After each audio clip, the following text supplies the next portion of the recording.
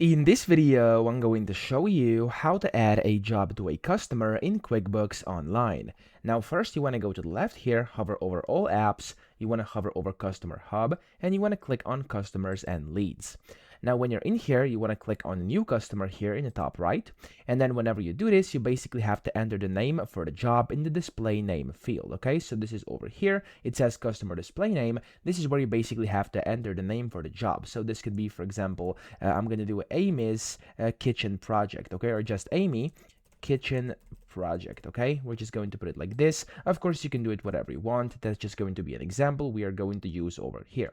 Then what you have to do, of course, you can fill out these things if you want to, and down here where it says is a sub customer, you want to check this box. Now whenever you do this, you'll basically have to select the parent customer. So you want to select the main customer this job belongs to. I'm gonna go here and I'm gonna select this Amy's Bird Sanctuary over here, and then you have two options down here. So you can bill parent customer. Now over here you can do this, which will basically bundle this job's invoices with the main customer statements, or you can basically not do this. Okay, so it's completely up to you, but you can hover over this over here and click on it, and it's going to explain exactly what this does in case you are confused.